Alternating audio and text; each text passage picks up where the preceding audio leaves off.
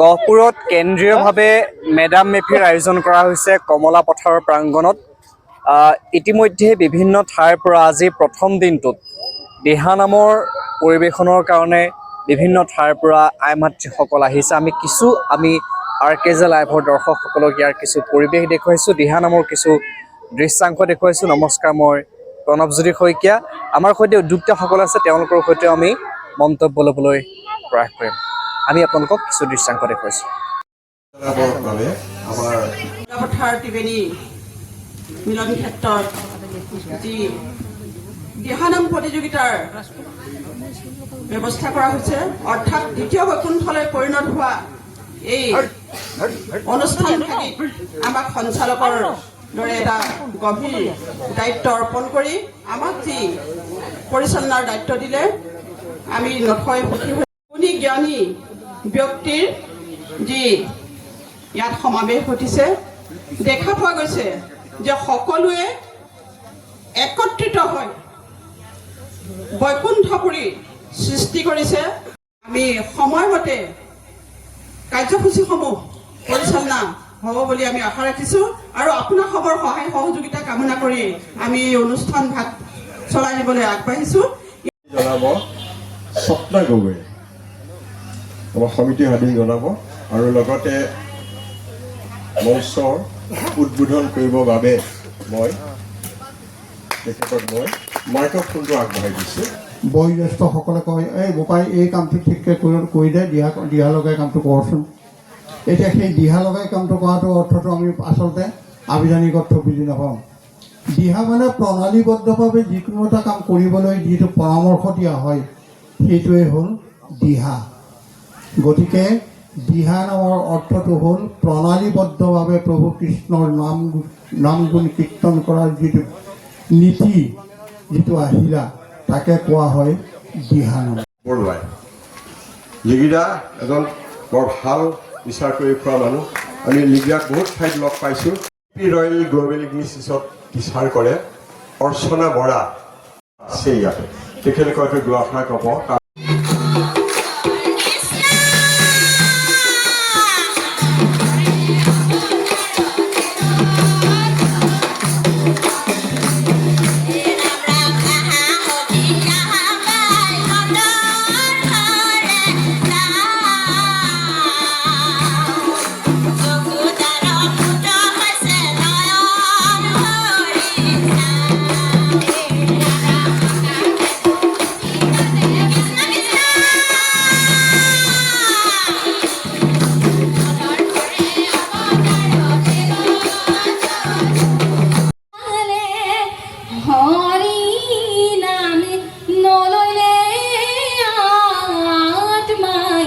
পাব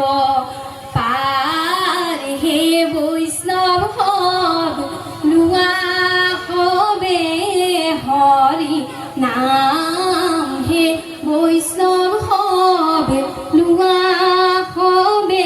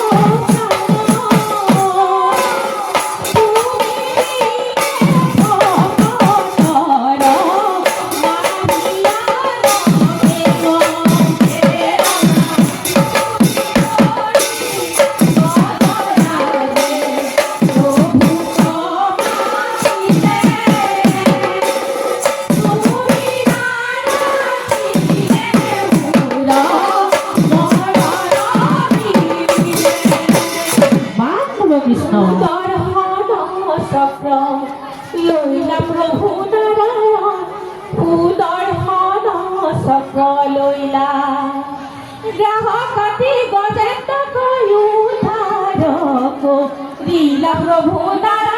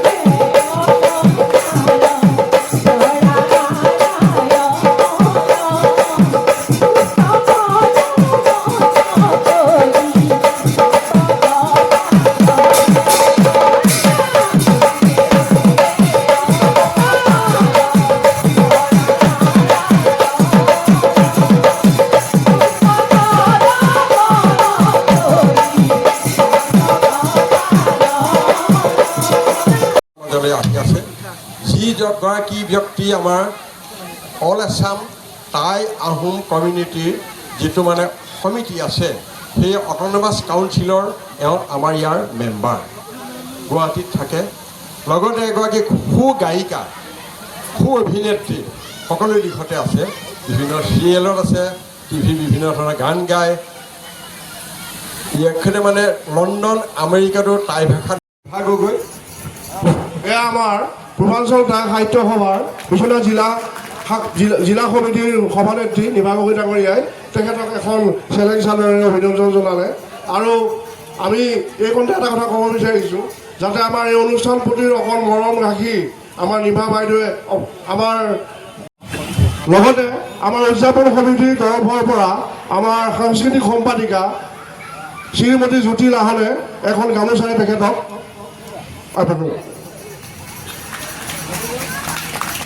ঘৰে সকলোৱে দাম পূজা পাতোঁ আৰু এই দাম পূজাটোৱে আচলতে মেডাম মেফি হয় যেতিয়া আমি ৰাজহুৱাকৈ পাতোঁ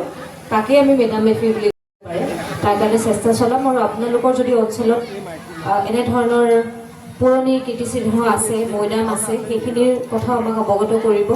আজি পোনপটীয়াকৈ এনেকৈ লগ পাইছোঁ গতিকে এই গোটেই কথাসমূহ আচলতে মোৰ যদি দৃষ্টিগোচৰ হয় মই নিশ্চয় মোৰ ফালৰ পৰা চেষ্টা কৰিম সেইখিনিকে ক'লোঁ যিহেতু পবিত্ৰ মেডাম মেফি মই এশাৰী আজি কৰি থৈ যাব পাৰিলোঁ সেইটো মোৰ কাৰণে এটা বহুত ডাঙৰ আশীৰ্বাদ বুলি মই ক'ম ঠিক আছে দুটা লাইন গাইছোঁ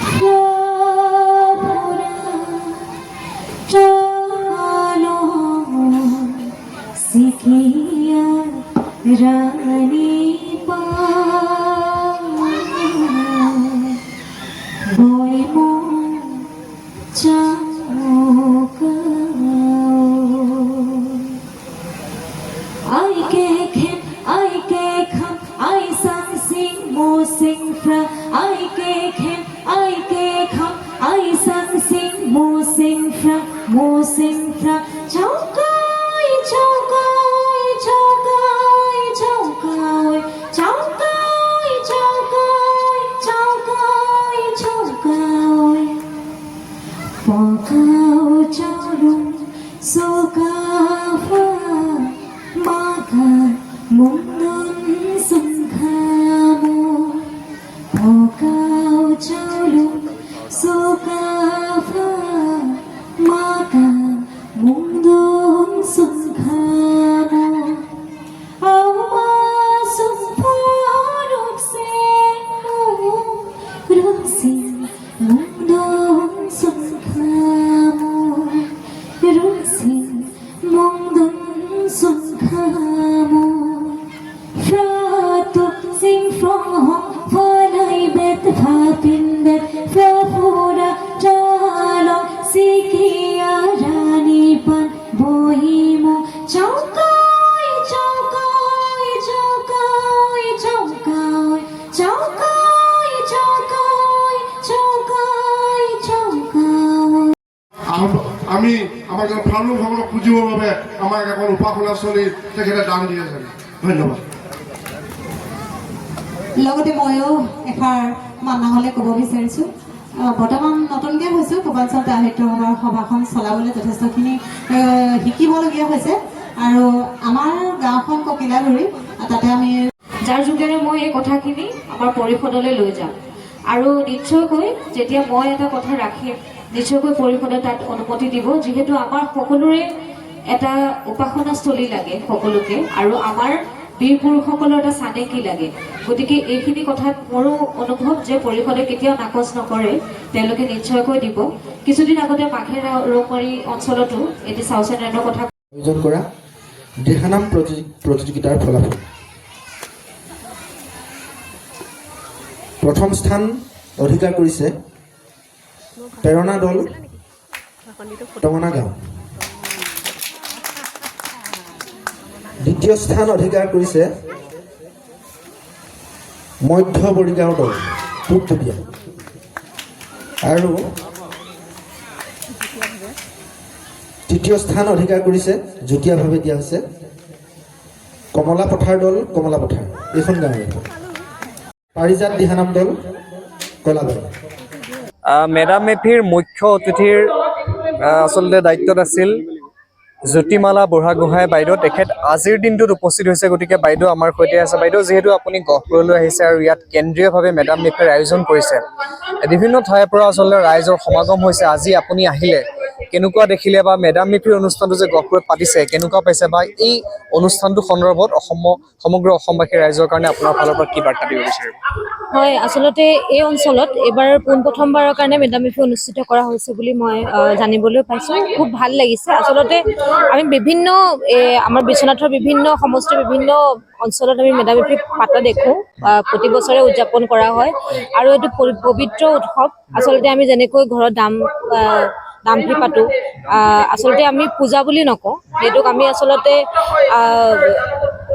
এটা আমাৰ পৰম্পৰা এটা যে পূৰ্বপুৰুষক আমি স্মৰণ কৰোঁ সেই সময়ত আচলতে ইয়াতে কোনো পূজা পাতলৰ তেনেকুৱা ধৰণৰ ৰীতি নিয়ম নাথাকে এই নিয়মখিনি সম্পূৰ্ণ এটা বেলেগ নিয়ম আমাৰ আহোমসকলৰ পূৰ্বপুৰুষক স্মৰণ কৰা নিয়ম আৰু ইমান ধুনীয়াকৈ যে আজি এই কম সংখ্যক পৰিয়াল হ'লেও সকলোৱে যে একলগ হৈ অনুষ্ঠানভাগ পাতিছে আৰু এটা কথা মই মানে ৰাইজলৈ ক'ব বিচাৰোঁ যে আমাৰ এই অনুষ্ঠানখিনিত কিন্তু কোনো ধৰণৰ এনেকুৱা ধৰাবন্ধা নিয়ম নাই যে বেলেগ মানুহে আহিব নোৱাৰে যদিও আমাৰ এটা এয়া পূৰ্বপুৰুষক স্মৰণ কৰা এটা নিয়ম আমাৰ এটা মাংগলিক অনুষ্ঠান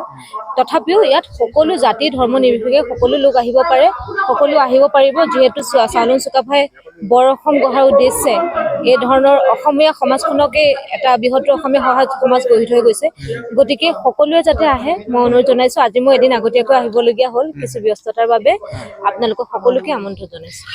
যিহেতু পূৰ্বৰ যিসমূহ মেডাম মেফিৰ যিখিনি নীতি নিয়ম আজিৰ দিনত ক'ৰবাত হেৰাই গৈছে নেকি বা সেই আগৰ দিনৰ তুলনাত আজিকালি মানে পাৰ্থক্যটো আপুনি কি দেখিছে কেনেকুৱা পৰিৱৰ্তন হৈছে এতিয়া আগৰ দিনত মানে এতিয়া মেডাম মেফি চাবলৈ গ'লে 1995ৰ পৰাহে আচলতে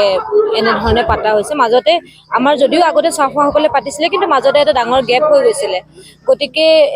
এই 31 জানুৱাৰীৰ দিনটো আচলতে এটা চৰকাৰীভাৱে ঘোষণা কৰা এটা দিন আৰু এইটো আচলতে আমাৰ এতিয়া পূৰ্বপুৰুষক স্মৰণ কৰিবলৈ আমাৰ নিৰ্দিষ্ট দিন বুলি আচলতে তেনেকুৱা দিন এটা নাছিলে 1995ৰ পৰা এই দিনটো আচলতে ধাৰ্য কৰা হৈছে আৰু সেয়াই তেওঁখিনি নাই এতিয়া আগতে কি নীতি নিয়ম আছিলে সেইখিনি আচলতে অধ্যয়ন কৰিয়ে বৰ্তমান আমি সেই আধাৰতে বস্তুখিনি কৰি আছো যে সাঁচি পাথৰ পুথিত যিসমূহ আমাৰ মন্ত্ৰ উচ্চাৰণ পাইছে বা বিভিন্ন ধৰণৰ বস্তু তথ্য যিখিনি পাইছে সেইখিনিক লৈ আমি বৰ্তমান সমাজতো কৰি আছো এতিয়া আমাৰ যিখিনি মেডাম মেফিত আচলতে ফোন বুলি আমি কওঁ ফোন মানে যিখিনি পাং পাতে সেই পাংখিনি আচলতে এতিয়া হাবুঙত এটা নিয়ম আছে যে চাউলুং চুকাফাৰ নামতো তেওঁলোকে এখন পাং বহাই দিয়ে গতিকে যদিও আমাৰ তেনেকে 8খন 7খন 9খন 10খন তেনেকেও হ'ব পাৰে যে আপুনি বোলে বিচাৰিছে আৰু এজন পূৰ্বপুৰুষ একেলগে আপুনি স্মৰণ কৰক তেতিয়া আমাৰ পাঙৰ সংখ্যা বৃদ্ধি হ'ব পাৰে বা এনেকুৱা নতুন কিছুমান বস্তু আহিব পাৰে কিন্তু কথাটো হৈছে যিখিনি ৰীতি নিয়ম পৰম্পৰা আছে সেয়া আমাৰ চাওফাসকলে কৰি যোৱা নীতি নিয়ম সেইখিনিত মই ভাবো যে নতুনকে আমাৰ মৌলুমসকলে কোনো ধৰণৰ নতুনত্ব অনা নাই আৰু এইখিনি মাংগলিক অনুষ্ঠানখিনি আমি যেনেকে আগৰ পৰা কৰিছো তেনেকে কৰি আছো যিহেতু আপোনাৰ লগত এটা জুবিন গাৰ্গৰ খুব জনপ্ৰিয় এটা গীত হৈছে আৰু সকলো ৰাইজে আচলতে আদৰি লৈছে আজি ইয়াতো আপুনি অকমান চমুকৈ গুণগুণালে গতিকে সেই গীতটোৰ আঁৰৰ কথা অকমান ক'ব নেকি কেনেধৰণে সৃষ্টি হৈছিলে বা সেই গীতটোৰ বিষয়ে অকমান আচলতে সেইটো মোৰ জীৱনৰ প্ৰথমটো গীত আছিলে আৰু মই যেতিয়াৰ পৰা নিজে গীত কৰিম বুলি লৈছো তেতিয়াৰ পৰা মই আচলতে মোৰ ককাৰ মুখত সদায় মই আইচিং লাও শুনিছো গতিকে সেই আইচিং লাওটোৰ প্ৰতি মোৰ এটা বিশেষ ধৰণৰ মানে এটাচমেণ্ট বুলি ক'ব লাগিব এটাচমেণ্ট এটা আছিলে বিশেষকে আৰু সেইকাৰণে মই প্ৰথম গীতটি আইচিং লাও আধাৰতে কৰিছিলো পকাও চালুং চুকাফা আৰু গীতটি প্ৰথমতে মোৰ ছিংগল কণ্ঠতে বাণীবদ্ধ হৈছিলে কিন্তু পিছৰ সময়ত মই ভাবিলো যে গীতটি বহুত মানুহে মোৰ সেই মানে একক কণ্ঠটোতে মানুহে বহুত আদৰি লৈছিলে গতিকে পৰৱৰ্তী সময়ত ভাবিলো যে মই আৰু অলপ ভালকে অডিঅ'টো কৰো আৰু তাৰপিছত মই জুবিন দাৰ লগত কথা পাতিলো জুবিন দাৰ লগত আগৰ পৰাই মোৰ তেতিয়া চিনাকি আছিল আৰু জুবিন দা যিহেতু আমাৰ অসমীয়া সমাজে আদৰি লোৱা এটা কণ্ঠ আমাৰ সকলোৰে হিয়াৰ আমঠু আৰু মই ভাবিলো যে আমাৰ যদি এই ভাষাটো জুবিন দাই এবাৰ গায় ভাষাটো বেছি ৰাইজৰ ওচৰলৈ যাব আৰু ৰাইজে শুনিব গীতটি গতিকে মই সেই হিচাপে জুবিন দাক অনুৰোধ কৰিলো আৰু জুবিন দাই গালে জুবিন দাই মোৰ লগত দুটি টাই আহোম গীত গাই গৈছে আৰু টাই ভাষাত মই জনাত টাই ভাষাত গীত গোৱা অকল এই দুটাই জুবিন দাৰ গীত আছে বৰ্তমান আপুনি কি কামত ব্যস্ত হৈ আছে বৰ্তমান সময়ত মই গীতবোৰটো কৰিয়ে আছো আমাৰ ৰিচেণ্টলি 8টা গীতৰ এটা এলবাম ৰিলিজ কৰিছো আমি বুৰঞ্জী নামৰ আৰু তাৰ লগতে আমাৰ টাই আহোম উন্নয়ন পৰিষদৰ ফালৰ পৰা এখন তথ্যচিত্ৰ আপোনালোকৰ মাজলৈ আহিব অতি সোনকালে সেইখনৰ কামতে ব্যস্ত হৈ আছো লগতে মই আচলতে ইমান দিনে কেৱল টাই আহোম সংগীতৰ লগতে জড়িত হৈ আছিলো কিন্তু লাহে লাহে বেলেগ ধৰণৰ গীতবিলাকো অকণ কৰিবলৈ লৈছো আজিকালি গতিকে সকলো ফালৰ পৰা যিহেতু চুকাফাৰ আদৰ্শৰে সদায় আগবাঢ়ি যাব লাগিব সকলো জাতি জনগোষ্ঠীক লগত লৈ গতিকে সেইখিনি কামে কৰি আছো আৰু এইখিনিতে মই ক'ব বিচাৰিছো জুবিন দাই নেক্সট যোনটো মোৰ লগত গান গাইছিলে সেইটো আছিলে টাইচুটি শৰাইঘাট আৰু সেই গীতটো জুবিন দাই এটকা পইচা লোৱা নাই মোৰ পৰা প্ৰথম গানটো ইমান ধুনীয়াকে ৰাইজে আদৰি লৈছে গতিকে মই মানে মোৰ দৃষ্টিত এনেকুৱা লাগে যে জুবিন দাই ক'ৰবাত নহয় ক'ৰবাত আহোম সমাজকো এটা ডাঙৰ উপহাৰ দি থৈ গৈছে ইতিমধ্যে আজি প্ৰথম দিনটোত দিহা নামৰ প্ৰতিযোগিতা অনুষ্ঠিত হৈ আছে আমি দেখুৱাইছো এখন সুন্দৰ গীত তেওঁলোকে সজাইছে আৰু মঞ্চ আছে আৰু বিভিন্ন প্ৰান্তৰ পৰা ৰাইজ ইয়ালৈ আহিছে মেডাম মেফিৰ যি অনুষ্ঠান আৰু অহা কাইলৈ তেওঁলোকৰ বিভিন্ন ধৰণৰ কাৰ্যসূচী আছে আমাৰ সৈতে উদযাপন সমিতিৰ সম্পাদকগৰাকী আছে মই আপোনাৰ ওচৰলৈ আহিছোঁ যিটো আজি প্ৰথম দিন গতিকে বিভিন্ন প্ৰান্তৰ পৰা কেইবাটাও দিহানামৰ আই মাতৃৰ দল আহিছে আৰু ৰাতিলৈ আপোনালোকে অনুষ্ঠান ৰাখিছে কাইলৈও হ'ব গতিকে এই দুদিনীয়া অনুষ্ঠানটোক লৈ ৰাইজৰ কাৰণে কি ক'ব বিচাৰিব কেনেকুৱা হৈছে ৰাইজৰ সঁহাৰি কেনেধৰণে লাভ কৰিছে আচ্ছা এইখিনিতে মই আপোনাৰ জৰিয়তে মই অসমবাসী ৰাইজক এটা কথা জনাব বিচাৰিছোঁ যদিও আমি 31 তাৰিখে মেডাম মেফি ভাগ উদযাপন কৰিবলৈ ওলাইছোঁ পূৰ্বাঞ্চল টাই সাহিত্য সভাৰ কেন্দ্ৰীয়ভাৱে আমি ইয়াত উদযাপন কৰিব ওলাইছোঁ আজি আমাৰ এই কাৰ্যসূচীটো সম্পূৰ্ণ আমাৰ গাঁৱৰ অনুষ্ঠান এইটো গাঁৱৰ মহিলাসকলৰ উদ্যোগতে আমাৰ আজি এই দিহানামৰ প্ৰতিযোগিতাটো অনুষ্ঠিত হৈছে আৰু আমাৰ গহপুৰ সমষ্টিৰ প্ৰায় 20টা দলে আমাৰ এই দিহানাম প্ৰতিযোগিতাত অংশগ্ৰহণ কৰিছে ইতিমধ্যে আপোনালোকে দেখিছে ইয়াৰ দিহানাম প্ৰতিযোগিতা চলি আছে আৰু আমি ভাবিছোঁ আজি আমি এই কাৰ্যসূচীটো আমাৰ সফলভাৱে আমাৰ পৰিচালিত হৈছে বুলি আমি ভাবিছোঁ আজি অনুষ্ঠানটোত অংশগ্ৰহণ কৰিবৰ বাবে আমাৰ টাই উন্নয়ন পৰিষদৰ সদস্যা শ্ৰীযুতা জ্যোতিমূলা বৰগোহাঁই বাইদেউ ইতিমধ্যে আমাৰ মাজত আহি উপস্থিত হৈছেহি আমি বহুত ভাল পাইছোঁ তেখেতে যে আমাৰ এই অনুষ্ঠানটোলৈ আহি পেলাই অংশগ্ৰহণ কৰি আমাৰ সুস্থ বৃদ্ধি কৰিছে তাৰ কাৰণে আমি তেখেতকো আমি এই চেগতে অভিনন্দন জনাইছোঁ ইয়াৰ পিছতে আমাৰ কাইলৈ আমাৰ মূল সভা আমাৰ কেন্দ্ৰীয় পূৰ্বাঞ্চল টাই সাহিত্য সভাৰ সভাপতি অতুল ফুকন ডাঙৰীয়া, আমাৰ টাই অট'নমাছ কাউন্সিলৰ সভাপতি আমাৰ মনোৰঞ্জন বুঢ়াগোহাঁই ডাঙৰীয়া, আমাৰ ধৰিত্ৰী ফুকন বাইদেউ, আমাৰ পুষ্প গগৈ ডাঙৰীয়া, এনেকৈ কৰি বহুখিনি গণমান্য ব্যক্তি আমাৰ আহোম সম্প্ৰদায়ৰ গণমান্য ব্যক্তি আমাৰ ইয়াত উপস্থিত থাকিব। তেখেতসকলে কথা দিছে, আমি আশা কৰিছোঁ তেখেতসকল জনাসময়ত আহি পাবহি। আৰু মই কালিলৈ এই মেডাম মেফি অনুষ্ঠান ভাগত আমাৰ সদৌ গহপুৰৰ তথা বিশ্বনাথ জিলাৰ সকলো আহোম সম্প্ৰদায়ৰ লোকসকলক অংশগ্ৰহণ কৰিবৰ বাবে মই অনুৰোধ জনাইছোঁ। আমি আহক, একেলগে এসাঁজ খাওঁ আৰু এই অনুষ্ঠান ভাগ আমি সফল সমাপ্তি কৰোঁ। ধন্যবাদ।